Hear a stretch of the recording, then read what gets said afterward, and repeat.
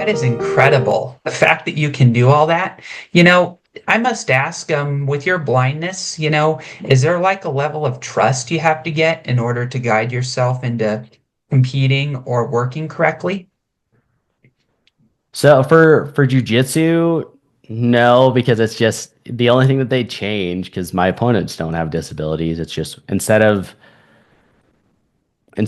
starting standing a couple feet apart, we start standing touching. But like once I have a hold of someone, it's pretty, especially once we're on the ground, it's pretty even because it's I can feel everything that's going on. And the more space that I can eliminate between myself and my opponent, the better that typically bodes for me, which that's a kind of the core of jujitsu anyways, once you're on the ground, is it's a big give and take of space. And so it actually works out really well for being completely blind. But when it comes to the skiing and the whitewater kayaking, absolutely. It is because I can only hear out of the one ear, we use radios and my guides ride behind me. So I'm on my own set of skis without anyone touching me. I'm in my own kayak without anyone touching me, but my guide will be 10 or 20 yards behind me and we've got the radios and it's more hands-on for them in terms of giving me direct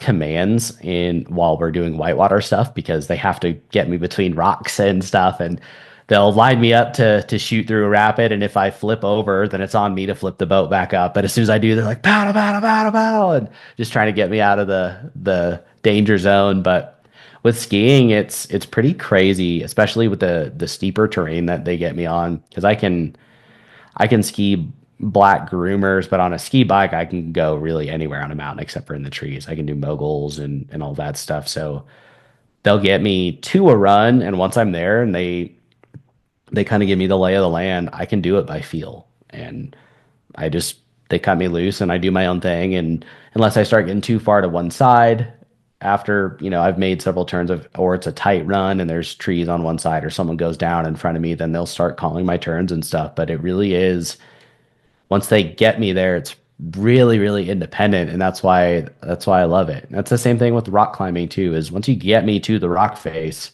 I just Helen Keller my way up it. I mean, I can feel everything, and I get so much out of that stuff, and it was really big for me early on because, like I said, I've always been very active, and I got into this stuff before I was back out on my own again. So I was snowboarding again 8.5 months after I shot myself. It was before I could cook or do anything for myself. I could get back on a snowboard. And I was horrible at snowboarding when I was doing it blind after I'd been really good at it when I could see. But it was that taste again of, okay, once you get me to the hill, I can do this.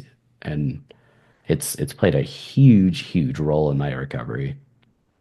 That's great to hear. That reminds me of Bethany Hamilton when she lost her arm to a shark, but she can still surf.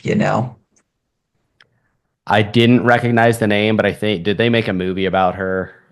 Yeah, Soul Okay. Surfer. And Yeah. yeah, I'm familiar with that story once now that you say that. I know who you're talking about. But yeah, it really is.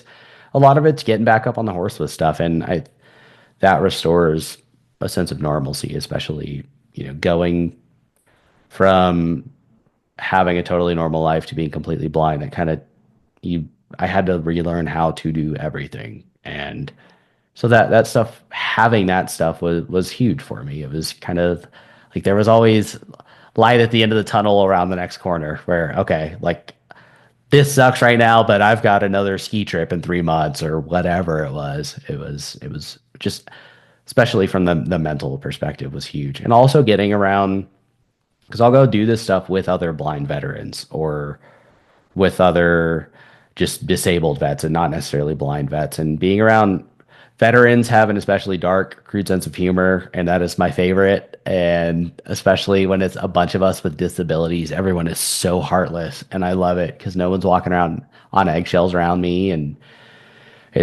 yeah, it's still a very big part of my life, but not so much of a like I need it. I needed it early on for sure.